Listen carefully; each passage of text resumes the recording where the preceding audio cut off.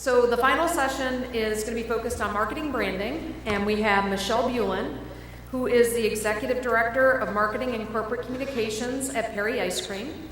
And Michelle spent a number of years, 23 to be exact, at Rich's as well, and served in many roles, which I learned about some of those earlier ones that I wasn't aware of. Finance, category management, and then also she led the governance around our new product development process. So when I talked earlier about the first phase of our NPD transformation, Michelle led that effort and helped us to drive a lot of that speed and efficiency. And now she's helping Perry. She's going to lead a discussion on consumer trends impacting the food industry. And then Bob Mabey from Wegmans is going to come up. And Bob is the Vice President of Customer Loyalty and Insights at Wegmans. And actually, I think that he would be a great speaker for the students within the food marketing program because he is a lifer, as far as I can tell. He started his career at Wegmans in the mid-'70s. It sounds worked while he was studying, took a job at Wegmans, started as a marketing research analyst, ended up managing categories including Nature's Market, which is one of my favorite sections of the store, and now also helped to launch the shopper loyalty program in the 90s, which is one of the first, I believe, in the marketplace, and now focused on customer loyalty. So both of them will speak, and we'll be able to ask questions of each when they're finished with their presentations. And Michelle is up first.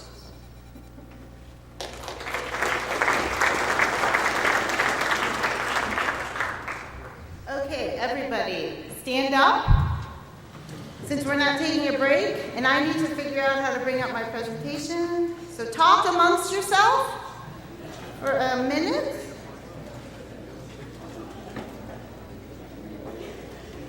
Don't leave, okay.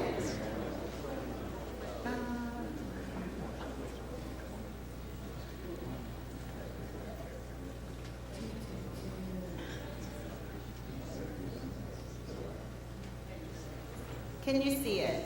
Can you see it? Okay, now you can sit down. Okay, hi. I also prefer to walk and talk and use my hands, so can I come grab that?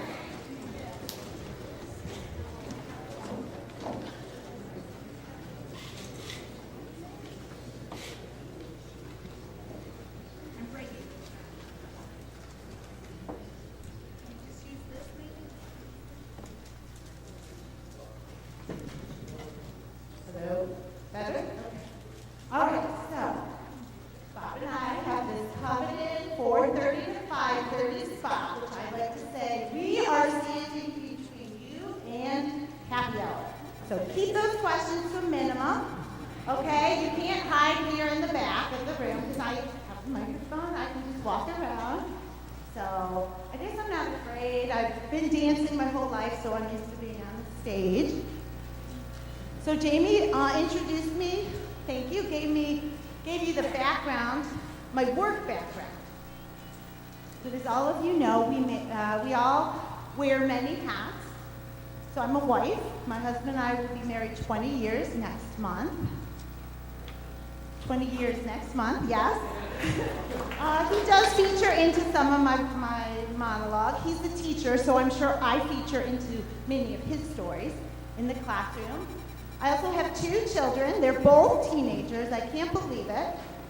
Currently, we all reside under one roof, but that will change in the fall as my daughter goes away to college. So sad, tears. But they give me great insight into this whole Gen Z generation. So everyone know who the Gen Zers are? We're going to talk about them. We've all spent a lot of time talking about millennials. And when we did some internal category planning, this whole group of Gen Z looming on the horizon is really scary and interesting, and they're different. I also have a very young marketing team. I'm very lucky. Several of them are here today, and they give me great insights into the millennial group because I'm actually a Gen Xer, I think. So, I know, Diane and I, 25 years. Nobody could tell, right? I mean, we look good and all. So that's a little bit about me. Let's talk about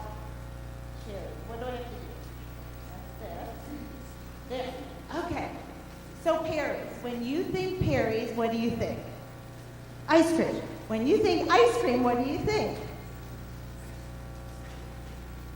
Smiling kids. I will challenge you.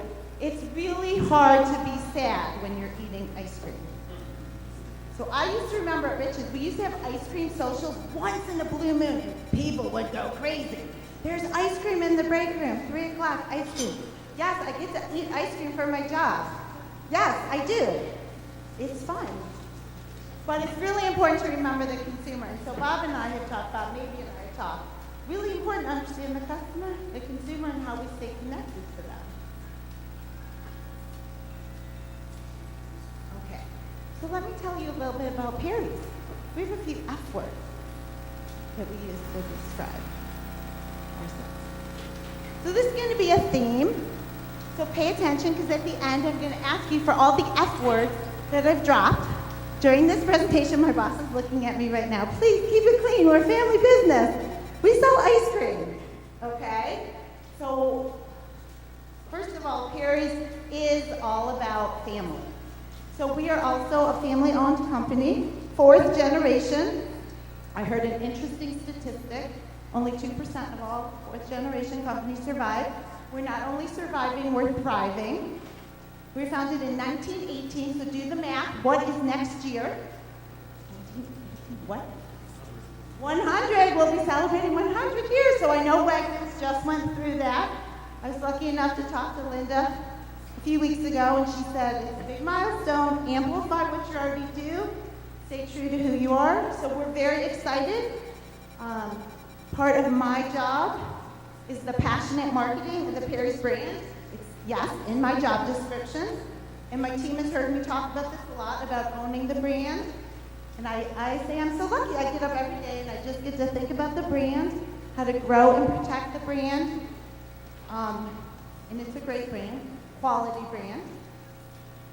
When we think about ice cream, we also think about flavors. The #1 purchase attribute.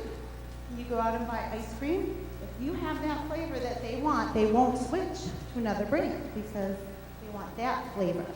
Now I remember my first interview on the radio, they asked me, how many flavors do you have?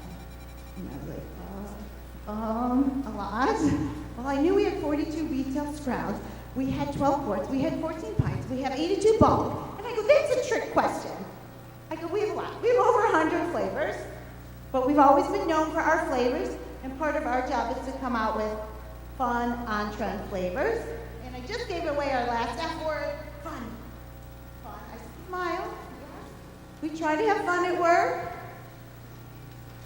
We bring fun and happiness when we show up with ice cream. So that's a little bit about what we do at Perry's. And so I did ask you the question before, what do we sell? Or when you think of Perry's, what do you think of? So what do we sell? Sell. Ice cream. Okay, so who wants to read the quote? You can't buy happiness, but you can buy ice cream, and that is pretty much the same thing. So I'm going to ask you, what do we sell? Thank you. What is it, Sherry? Happiness. Hello. And I use this quote at every training, at every orientation for our new team members, because I really want them to understand. See, you're smiling. Isn't it fun? Ice cream is so fun. And it's true. And I didn't make this quote up. I found it. And I have more great quotes at the end. I'm just trying to keep you guys awake. We're almost there. It's been a great day. All right. So let's talk about these consumers and who they are. Okay. Hey, ready, everybody? Who is part of the greatest generation? Over 70? Nobody's getting into it. Okay. Oh, wait a minute. Who is part of the boomers? Raise your hands. Raise them up. Loud and proud. Up here. High. Okay. Boomers. Gen Xers. I'm a Gen Xer. Millennials. Millennials. Hey, millennials. Okay. Any Gen Zers in the room? You are 95. You're born after 95. Gen Z? Gen Z. Gen Zers. Okay, so look at these circles. Okay? Boomers, Xers, Look at how big Millennials and Gen Zers are. And they're different. They're different. I'm lucky I have two Gen Zers that give me great insights to how technology has changed. We were watching Jackie Robinson last weekend, great movie, right? Number 42. My son, he's 14, huge sports fan. Turns to me in the middle of the movie. He goes, "Mommy, what's that?" Sports writer sitting out in the field with a typewriter. Never seen it. Didn't know what it was. I didn't even know how to describe it. It's like a machine that you use to type. And then I got talking to my daughter. I go, "You know, when I was in high school, I used the typewriter to type every one of my term papers. And yes, if you made a mistake at the end of the page, what happened? Whatever, you had to start all over. What?" He says, "What the?" And left it, right? I mean, you're just not going back. So technology has changed. The changing demographics are changing the food these people want, what they want in their food, and how we reach them. So these Gen Zers. We had a few in the room. Yes, we had like 3 or 4. Anything you notice about this group? Anything you notice about this group? I'll just keep walking until someone answers. It's not a hard question. What? Yes, they're on the phone. All you see is the top of their head. Have you ever watched this group? Very interesting, fascinating group. Yes, they all have a device. They're all looking down. They're sitting right next to each other. But it would be like Bob and I talking to each other, but through our devices. They're very interesting. How big are they? They're going to be big. So here's the X generation. I'm part of this group. We have our Y, or Millennial. And by 2020, this Z group is going to be the largest group worldwide. And they think globally. So my daughter's best friend is from China. She watches Korean dramas. I don't even know how she gets them. I don't ask her questions. They're exposed to so much. They look beyond our borders. Through technology, they can connect with kids all over the world. It's a big group. So when we studied the trends internally, we were shocked by how big this group is and how different they are. And they've grown up with technology, know technology, understand technology. It's kind of scary because it changes how we market to them, what products we bring to market. So it's really important to observe and engage with this group. It's a huge group. Okay, Gen Z. They are on 5 screens. Anybody want to take a guess? Give me one. Come on. Smartphone. Tablet. What? Laptop. TV. Not really, but yeah, it's more than that. But they don't even need it. They don't even need cable. Yeah, Netflix. Crazy, right? So the Zers and the Millennials are similar, but the Gen Z use their smartphone 15.4 hours. I remember when one Gen Zer came to intern at Perry's. And she looked at her workstation and she said, "What's this?" I said, "That's a phone." Why do I need that phone? I have my cell phone. I have my smartphone. You know how to get a hold of me. They use smartphone, TV, laptop. Millennials use their desktop, smartphone, and TV. So, what does that mean for us? We better make sure that our website, our posts, show up on their phone in the right way.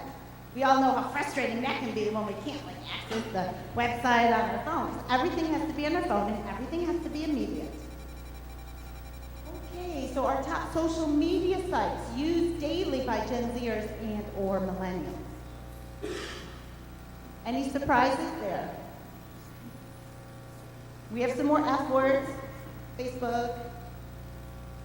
Fast forward through commercials. They don't like commercials. Nope.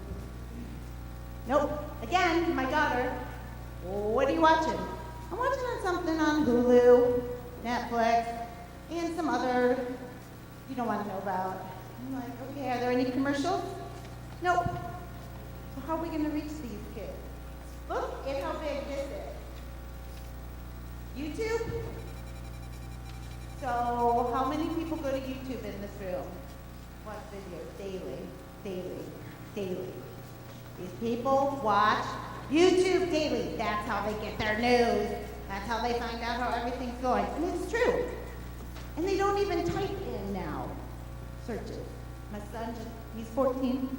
My sports nut picks up his phone. Show me LeBron James dunk move. All these videos pop up. They are crazy. This is an interesting statistic.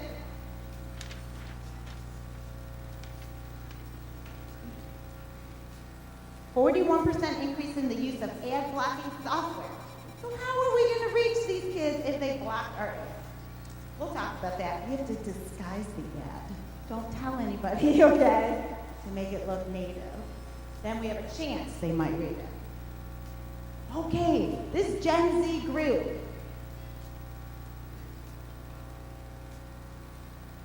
They intend to change the world. I am so impressed with my daughter and the girls at her school. And I learned more about this group of consumers. They truly want to change their world. They're socially responsible. They demand change. They want transparency. They follow what's going on in the world. I've been lucky enough to attend 2 Girl Up meetings locally and regionally. They want to empower young women, education, healthcare. I mean, when I was in high school, it was like, let's go to the mall on Friday. It's just so different. And they are determined to make a difference. They volunteer, and it impacts where they go to eat, what foods they buy.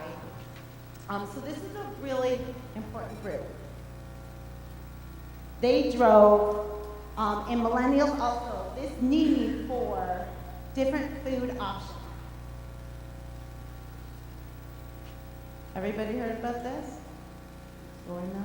Oh, no. Protein, plant-based protein, non-dairy, ice cream. Oh, ice cream without dairy. Who would have thought it? All right, Millennials love in-demand foods that are good for you. So I had the pleasure of traveling with Marissa, our communications manager, to Syracuse this week to speak to local radio stations about our new products, our new flavors. So Marissa, can you tell the group what you ordered at Spot Coffee before we went on our road trip? Oh, Michelle's gonna laugh at me. So I ordered a green smoothie, and of course it was almond milk, whey, spinach, and banana. Michelle goes, ew, why would you put spinach in a smoothie? And I got my iced caramel macchiato. We were on the road. But this is how they eat. Who would have thought? And there were other folks coming in ordering smoothies with whey protein. You have to choose now. Wait, and so when did all these so difficult come? I don't remember this in high school. I didn't order my whey smoothie.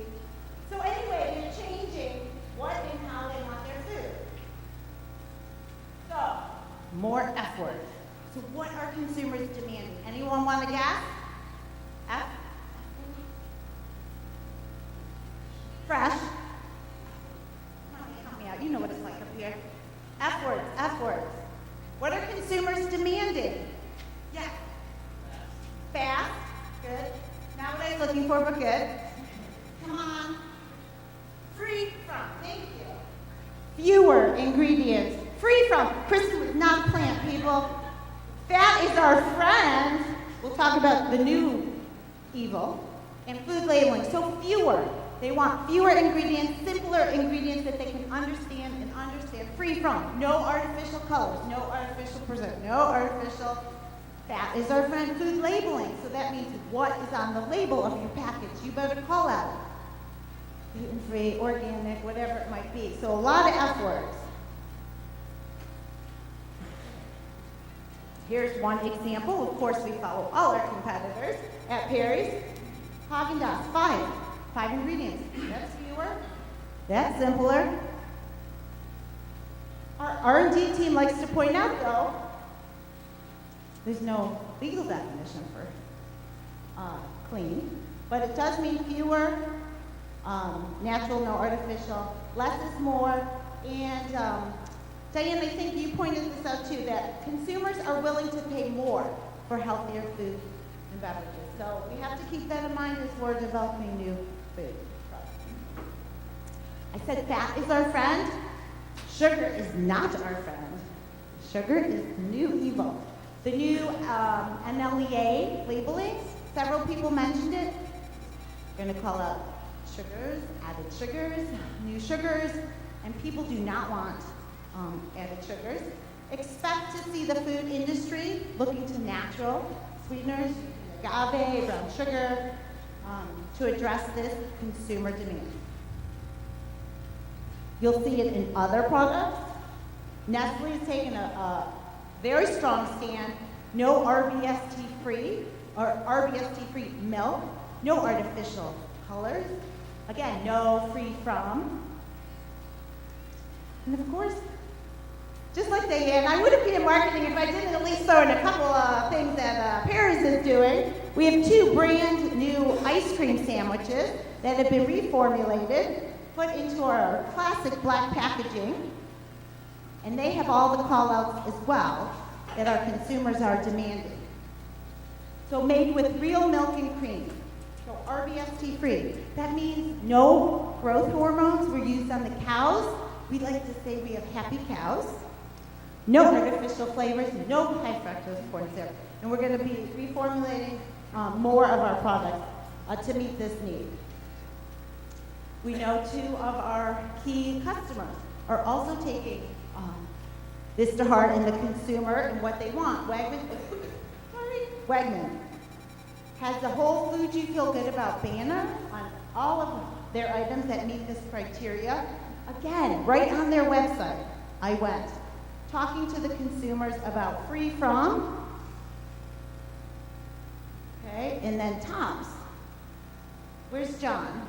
John, I see you on my TV all the time with your new commercials talking about the increased focus on organic and healthy. Right from their website, we talk about where you can find organic items in the store. And here's a little ad right from the website last week. Refrigerated juice, no added sugars, no preservatives.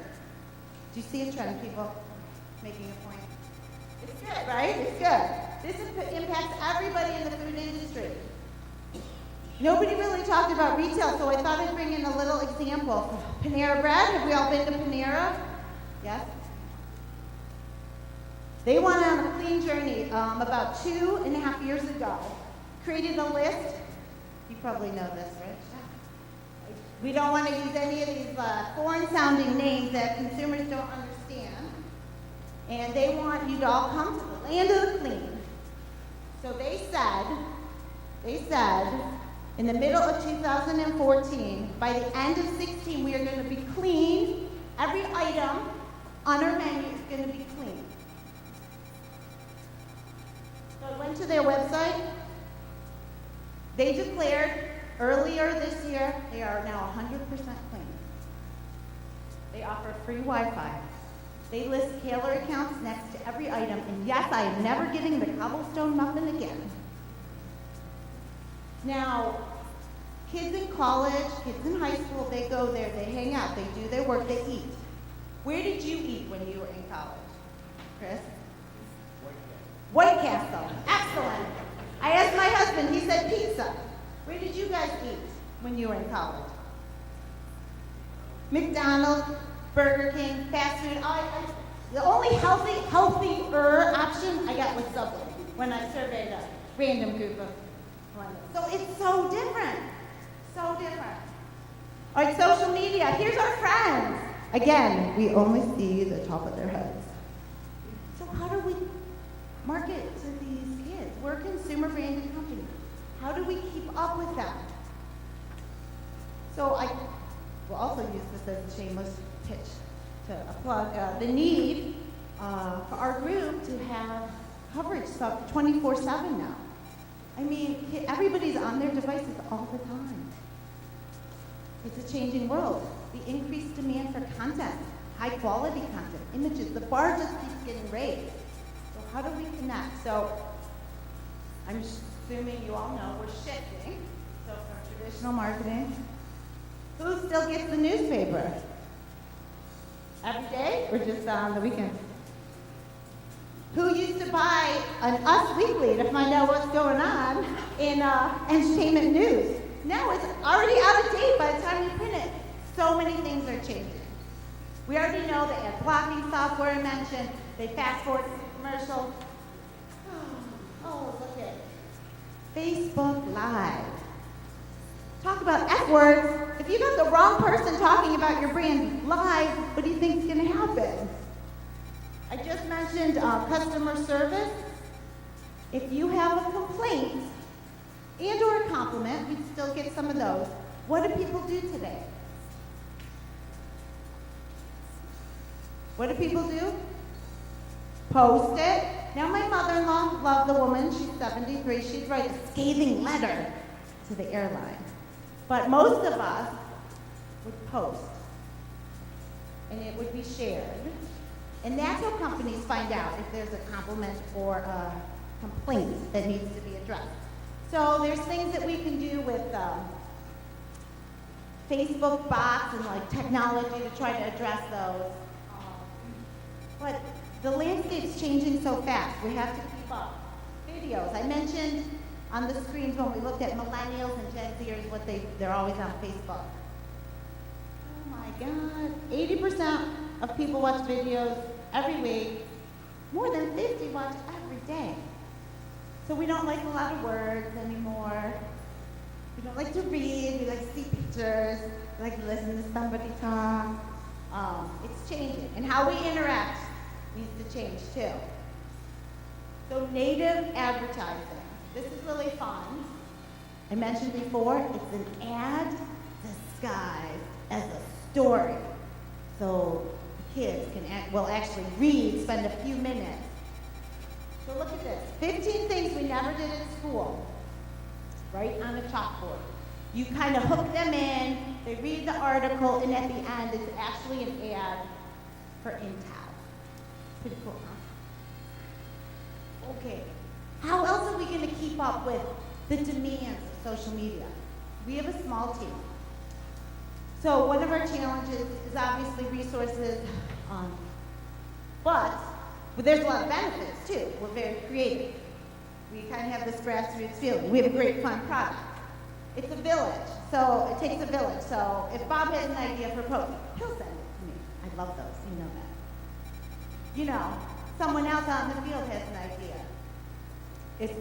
We're all doing it.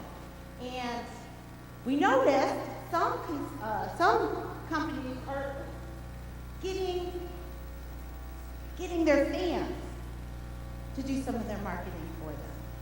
So, anybody familiar with this company? Starbucks. Yeah.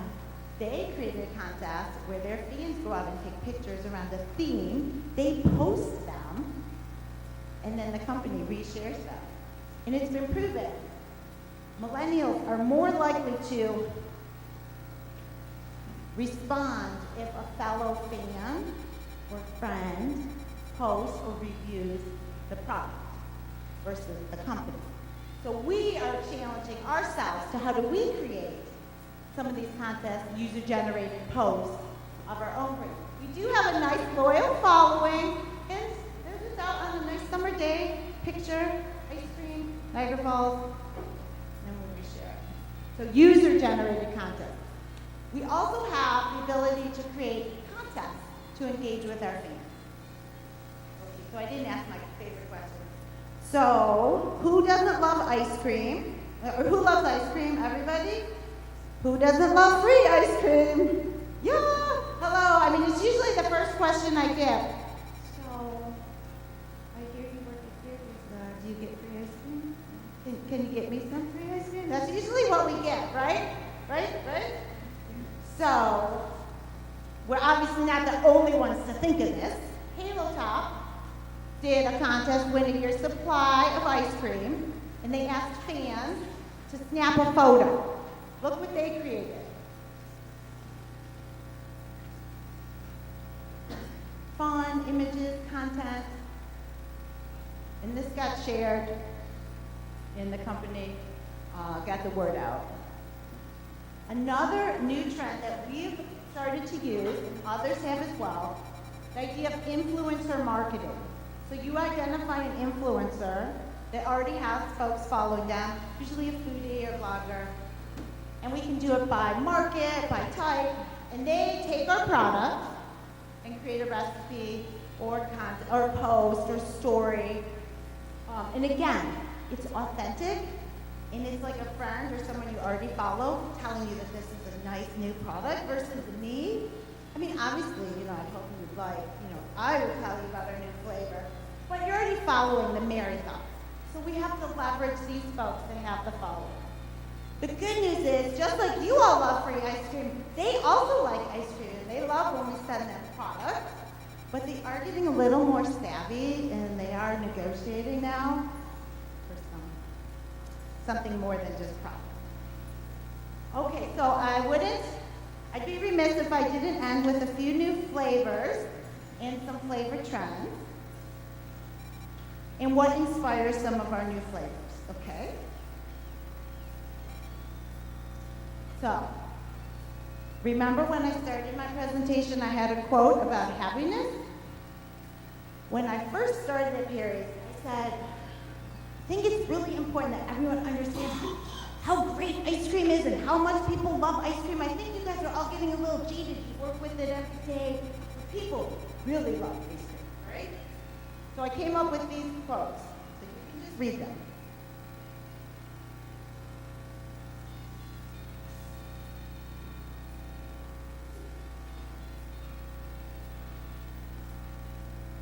Can you guys see that here? This is my favorite one.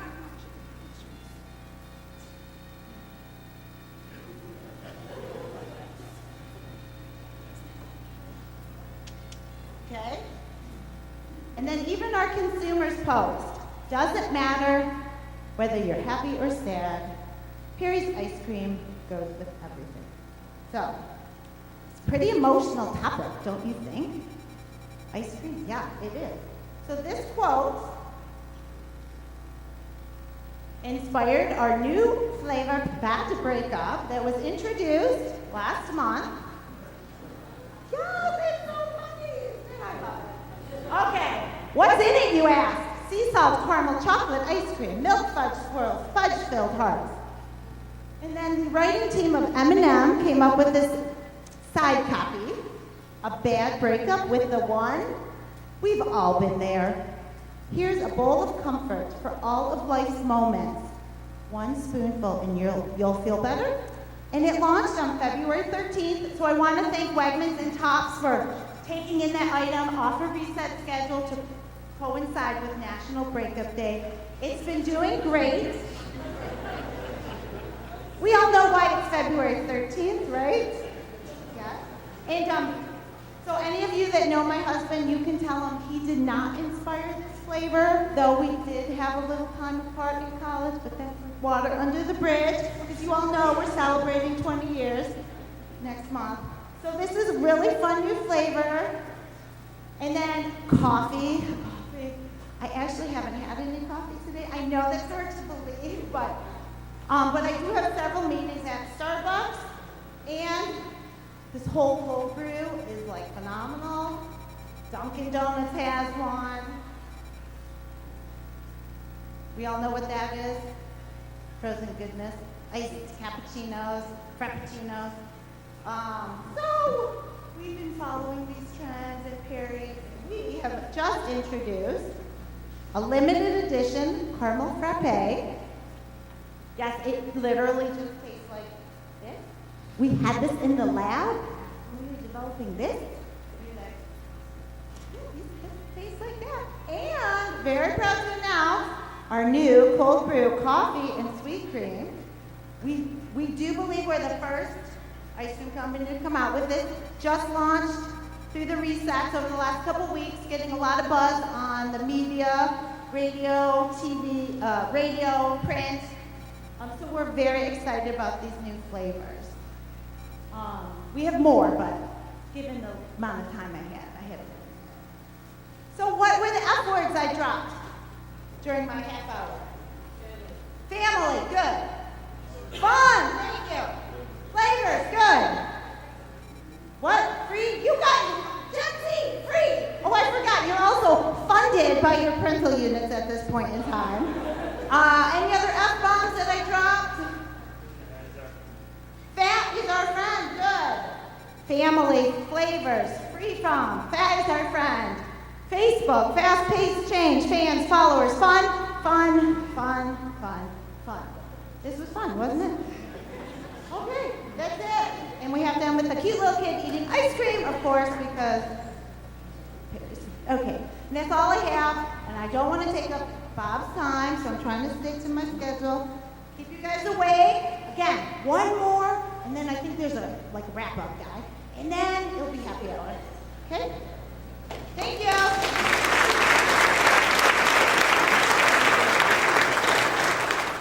My name is Bob Mabey, and I'm from Wegmans Food Markets. And it's funny, there was an earlier comment on being a lifer.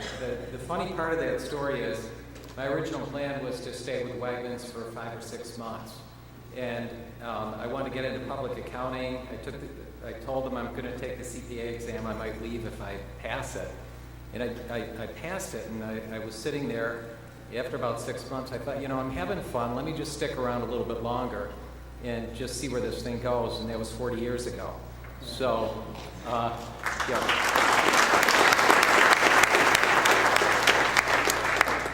So really, that's, I guess, for the Niagara students, the food industry is an awful lot of fun. There's been a lot of presentations on change and evolution, and that has been the heritage of this industry, although it's accelerating a lot. And I can't imagine doing anything else and having so much fun with it, and for us, working for just a phenomenal family. So glad to have a couple of minutes to give a perspective here. What I'm going to talk about is a different angle on some of the things you've heard today. So like Diane before me, we're retailers, we have a different view of things. And so part of what I want to talk about, given the area I work in now, which is really customer insights, is how do we keep track of what's going on with all these trends, and how do we pull some of that back into the organization, particularly around product development. But what I would say, I guess, before I get into any data is, when it comes to product development at Wegmans, good ideas can come from anywhere. We have the information here, but it's amazing where stuff comes from, and it's all good. And I know one of the things Diane was encouraging people to do was to be fearless. And it reminded me of something that happened many years ago with our chairman, Danny Wegman. He came back from somewhere and had seen a grilled seafood station at another retailer outside of one of our markets. And he came back and he said, I'd like to put that into our Pittsford store, which is one of the highest volume stores we have in the company. And I remember thinking at the time, who's going to want to sit there at a grilling station? We have tens of thousands of customers in that store. You're not going to have any privacy. You're going to have carts banging into you. And but obviously I didn't say that. And that's why I've been there 40 years. Several weeks later, we had it in the store, and we were actually doing a store visit. We were on the plane, and someone gave him the sales figures, and they were really good. And I'll never forget what he said. He said, why in the world would anyone want to sit there at a station in the middle of the Pittsford store with all those customers coming up and down the aisle? And my takeaway from that was, I wouldn't have done it because I would have thought it wouldn't have worked. He didn't think it was going to work either, but he did it, and it did work. And so that ran its course, and it was really successful. But, back to that whole thing about fearless innovation and being willing to try things, I think any of the Wegmans people that are here and all of the ones back in Rochester would say, we get a lot of credit for innovation. We try tons of things that fail, tons. But we get rid of them, and we're on to the next thing. So at any rate, a little bit of background there. I just want to spend a minute on what my group does. Very simply, it's really to help Wegmans serve our customers through data. And the reason our customers is in red is because the amount of time we're trying to spend on getting to know our best customers is kind of unbelievable. And, almost 30 years ago, when we launched Shoppers Club, we knew, and the industry knew, that 80+% of your business comes from the top 30% of your customers. And that continues to be true. We continue to grow our sales among our best customers, and what we always viewed is the better we do at serving their needs, the more raving fans they will be, and hopefully we can grow our business from there. But then as we go below the surface on that and we get into different markets, and I'll talk a little bit more about that in a minute, but you're always getting new customers. And then if we're working with category merchants that are developing new items or new lines, the deeper you go, the more there is really to learn about all of those customers. So I know the earlier presentation was on snack nuts. We look at often how many customers does it take to make up half the business? Well, 7.5% of our best customers make up half of the snack nuts business. So we really got to understand who they are, what they want, and what their lifestyles, their diets, what attributes are most important to them. Our internal customers is senior management, all of our merchandising departments. Basically, it's everybody. It's marketing, it's store operations. The reason I broke out senior management there is because they are truly our number one requester of information. And the important point from our standpoint is having that direct connection with senior management is so helpful because it keeps insights from dying on the vine. Number one, they're typically asking for things, and the more we understand about what they're interested in doing and the directions they're heading, obviously the better we can do with our customers. But the other part is they are very, very curious, and that is also part of the fun.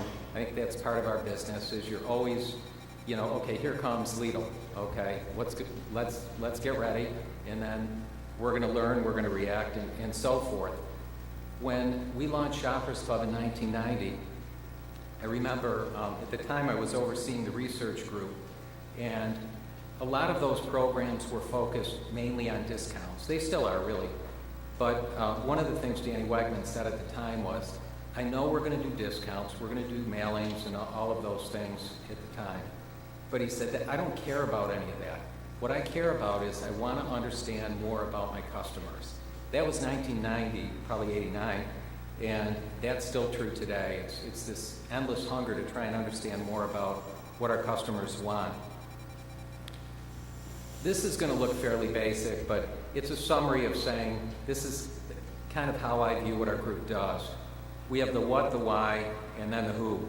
The what is the analytics, and the biggest part of that would be what we call Shoppers Club data or customer-specific data. What's different now from now compared to 25, 30 years ago is the tools to analyze it and rip through the data to really look for insights. And that has become very powerful. Just basic point-of-sale data. We are a very data-rich industry, as was mentioned a little bit earlier today. And I think even in simple sales data, we often miss a lot. And we have this saying, when you're thinking about new products to develop, look at what's growing right before your eyes. So my example for that would have been back when I was overseeing grocery, dairy, and frozen. We would always tell whoever was managing juice at the time, make sure you pay attention to what's going on in produce. What fruits are growing might be a good opportunity to really, to really put something together. Oh, almond milks are growing like crazy. What other things go along with that? But we have to make sure that people are looking at the information and then really talking to each other. Then you get into digital, text, and syndicated, etc. It's a long list. And then into the why, and this would be one of the bigger changes I would have seen in our business over time, is the ability to connect those two things and to do it very, very rapidly.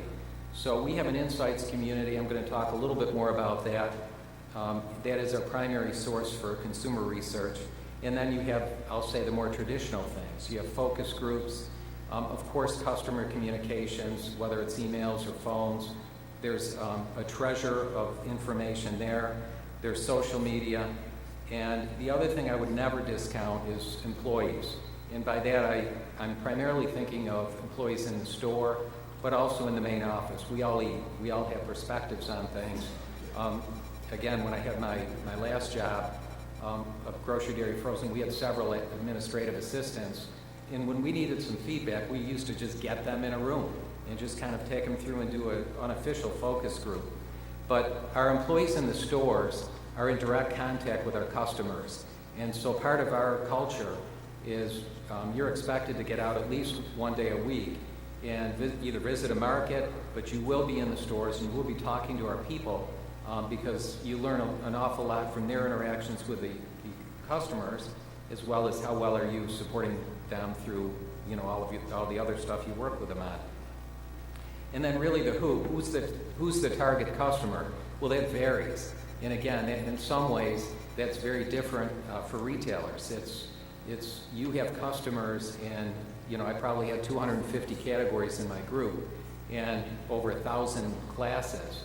Those are all customers. We have to understand them. We have to understand the trends and who is core and what are their lifestyles and life stages, and then geographical and so on. So an awful lot of information really to understand. And one of the more important things that we've been putting a lot of effort behind as a company is we call it the who. Who is the customer for this particular product? As has been articulated many times today, what's changing? Everything right now is changing at once. I've never seen a time when you had as much change, both in the retailers, the suppliers, and the customer.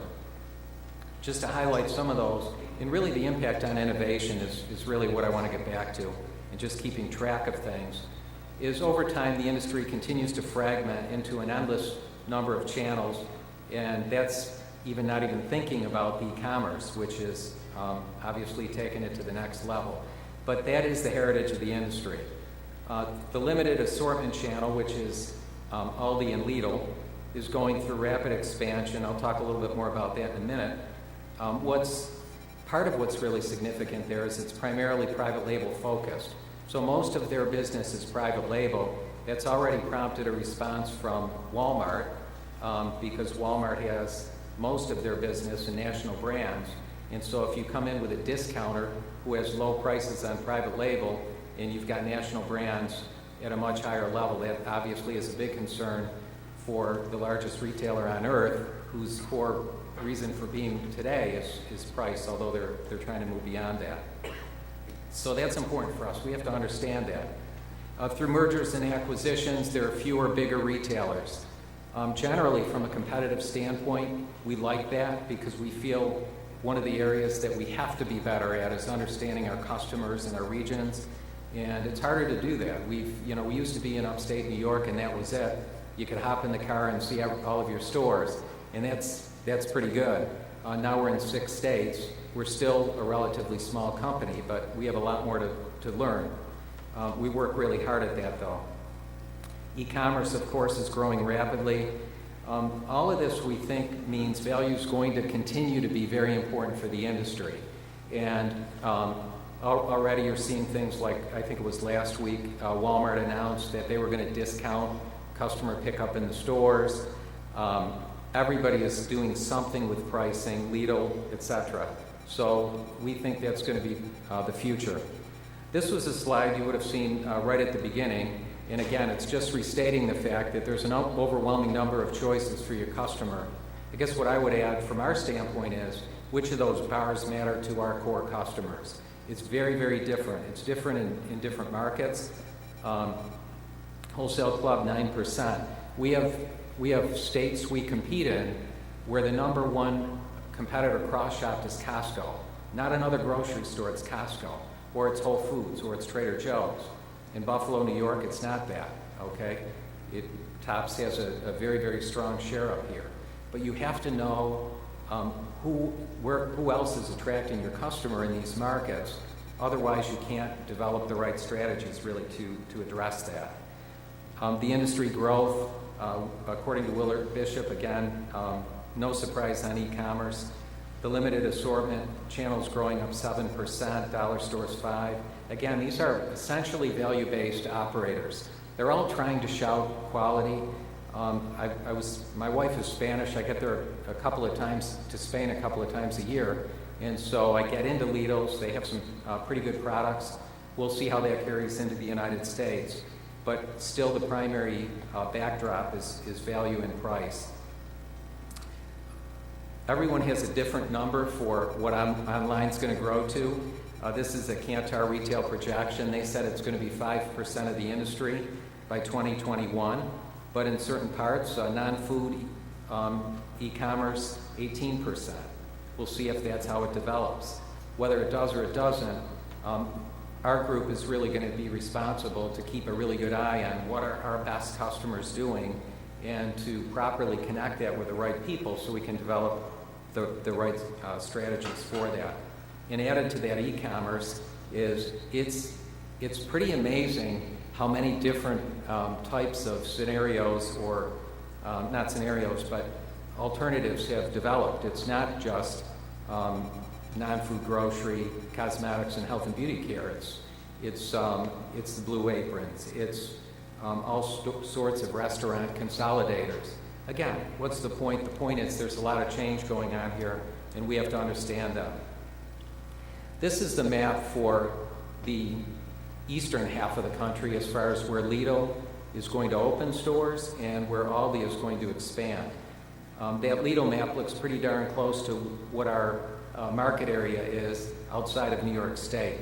So we know they're coming into a lot of areas, and I noticed the quote in the first presentation, which we're aware of. Their goal is they want to be to Wegmans the way Trader Joe's is to Whole Foods.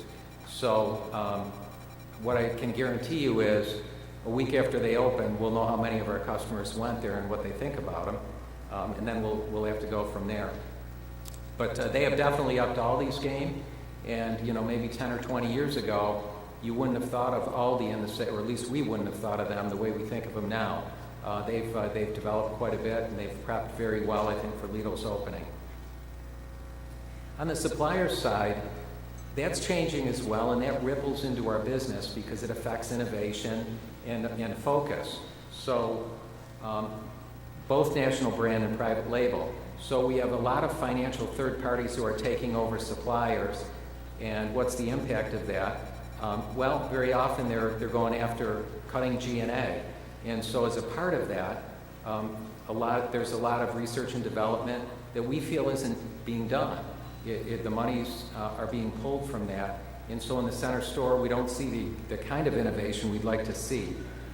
The second bullet, I need to articulate on that one a little bit, but we felt when I had my old job that the industry, because Walmart was such a major part of the business, that new brands, branded products were often being developed for Walmart's core customer. And Walmart's core customer was very different than ours. And so our customers for many, many years, they wanted organic many years ago. They wanted clean ingredients many years ago. Colleen Wegman started Nature's Marketplace in the 90s. She started Food You Feel Good About in the 90s, which was all natural. So our customers were there and beyond it. And so we felt if we don't develop a lot of these within Wegmans brand, we're not going to be able to take care of the needs that they have.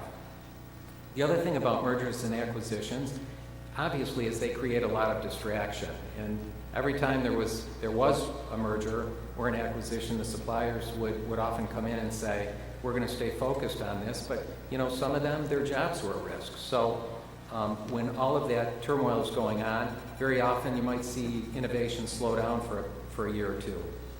So again, as was noted, a lot of the CPG companies are innovating right now by buying smaller, we would have called them Nature's Marketplace companies, and really using them as a way to innovate and develop. And many, well, I don't know about many, but some significant large companies have divisions whose sole job is really to get out there and to look at small companies and try to buy them up if it looks like they've got the next strong brand, next innovative brand.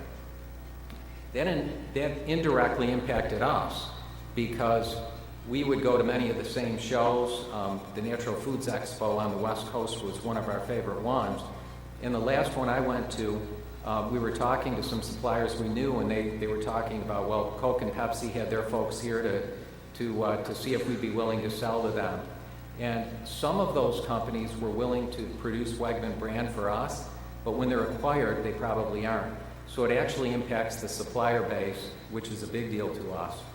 And then the last bullet I had on here is there's also that same consolidation going on in the private label side of the business. And what we often found was it was not very difficult coming up with a good idea or some things that you thought your customers would appreciate, but sometimes it was very difficult to find a supplier who would deal with our volumes and be flexible enough to try things like that for us. So those were some of the additional complexities. We didn't own our own manufacturing facilities. We have to rely on finding other suppliers. So getting the right size and getting the suppliers willing to do our volume, but also maybe give us unique formulas or different things, that's not always easy to do. And then on the customer side, we've talked about many of these. What's changing? Once again, it's everything. Demographic shifts, smaller households, ethnic diversity, and there's really more than two big groups, but the boomers and millennials are in major positions in terms of buying, and our product development needs to think about that and consider it. Even what customers consider a meal, that continues to evolve. Over half of the meals now are snack occasions, and also the meals that are eaten, many times they're either individual, they're for one person, the kids are coming back from the soccer game later, so it may act like a single person meal because everybody's flowing in and out at different times. And so that creates, first of all, we have to have an awareness, and it creates maybe some opportunities for us on the prepared side of our business. And then also, as Michelle articulated well, this whole thing about healthy and unprocessed, really that's a definition of quality for many customers now.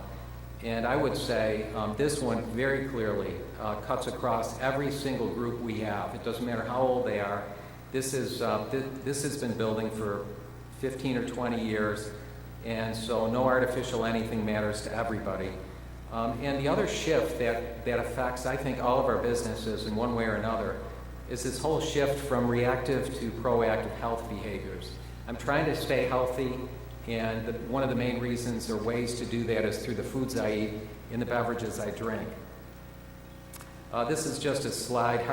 The Hartman Group, who does a ton of great research on this, is saying fear of chemicals is perhaps the most consistent and motivating health narrative.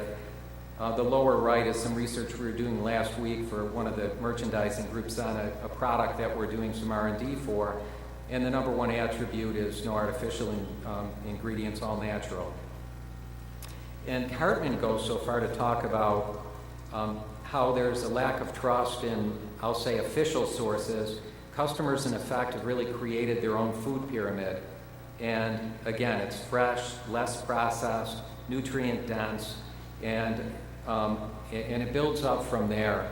And I would say that all of our research really agrees with this. So for our core customers, this is a pretty accurate picture of what we see.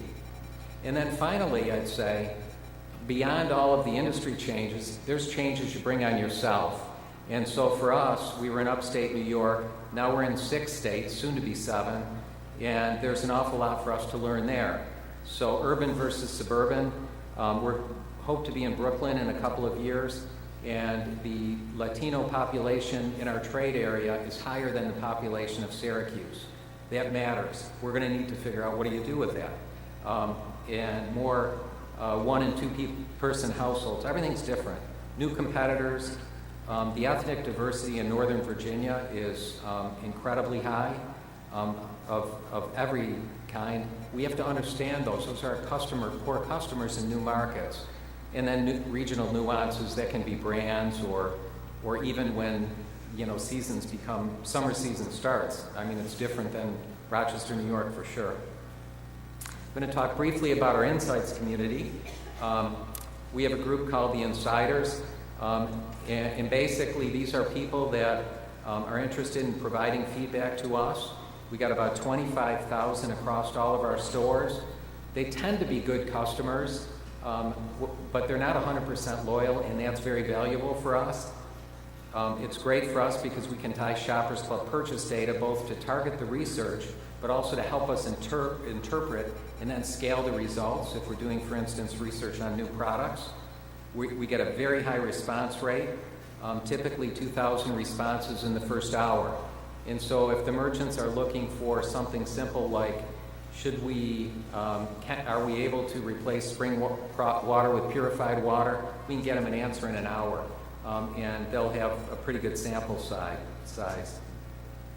The other thing is, all of their responses can be added to their record, and so we have this group of customers that if we want to do more focused efforts, we already have a great list of elements for the customers. On the big picture, good tracking mechanisms are critical. So as I said, we've got new competitors coming into all of our markets. Who's shopping there? What are their first impressions? What are they buying there and why? We need to have good tracking. This allows us to do it. The marketing messages. Are our customers getting it? Do they understand it? And do they hold over time or are they eroding? Different image ratings, whether it's perishable quality, service, store conditions, etc.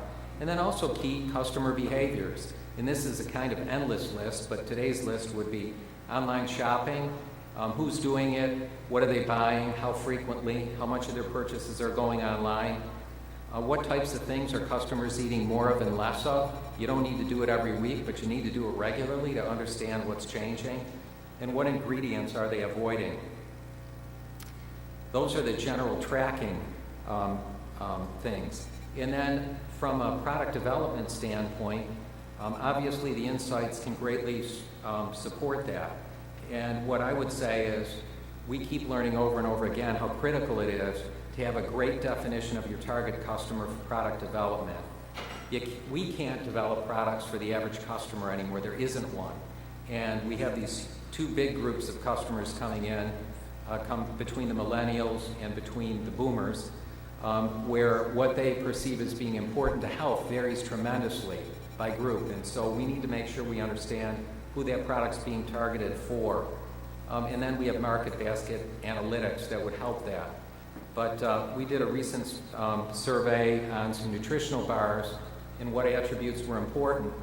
2/3 of the people said high protein, and that's where the similarity ended. You had one whole group that was over 45. They want oat and soy protein. Those who were younger wanted whey, ancient grains, egg, pea, and hemp protein. Very different. The decision is yet to be made. The merchant has to decide what group am I really trying to target here. The point is we can get the answers and get that information to them very, very quickly. This is some data that came from a project a few years ago, and it got at the issue of sweeteners and what were customers interested in. And it was really helpful. We were trying to figure out how did they want us to sweeten the product. Obviously, no one wants artificial, but it was pretty interesting to look at the differences.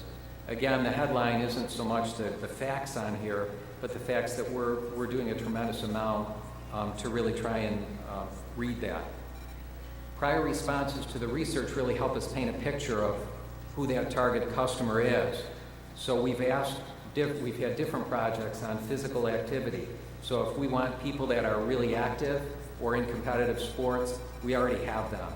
What allergies do they have in the household? Online shopping. Do they do meal preparation? Do they do takeout? Do they do prepared foods? Things like vegetarian, vegan. Okay, if they've identified themselves, we can look at what else is in that basket, what are opportunities for us to develop from a product standpoint, and so forth. And then the other necessary insights, not only who are they and what do they want, but what's the context of that product. So if it's nutritional bars, 79% of the time it's snacking, 38% it's meal replacement. What is our goal? What is the product we're trying to develop? And we need to make sure we really understand that. And then a clear definition of the target facilitates everything else, whether it's the marketing message, the best vehicle to communicate the message. Is it digital? Is it billboards? Is it menu magazine? And also the attributes that we want to prioritize on the packaging and marketing materials. And of course, all of these things we can research, and many of them we do. This particular software we use allows customers to really identify what connects with them, whether it's a letter or some type of communication. The headline on this one is, they want it short and sweet. maybe no big revelation, but it was good for our marketing folks to know because they spend a lot of time trying to write romance copy. People want it simple and fast, at least this message. And also label design. This was a project. We're going to launch this item in a couple of weeks. We have a advanced laundry soap. We also have a plant-based laundry soap. We're going to combine that. That will be a marketing challenge, we know up front. But we wanted to get some feedback on the label. So we went out to the people that this would be relevant to get feedback. We got the feedback turned around in a day or so, and then 2 days after that, they had the new packages developed. And so really the ability to get the information, understand the target customer, get their feedback, and turn it around quickly is really proven to be really helpful for our business. And so as I wrap up here, this sounds very basic, but to us it really hasn't been. You have to know everything about your best customers, and you have to define who they are for that product, that category, that state, or even across your whole customer base. And then you need to have tracking systems to identify change quickly, and you really need to have a great process in place to share them quickly so that your company takes action on them. And finally, again, it's all about defining your target customer extremely well. And that brings my presentation to a close. Any questions? You want that cocktail party, I know. Okay, thank you very much.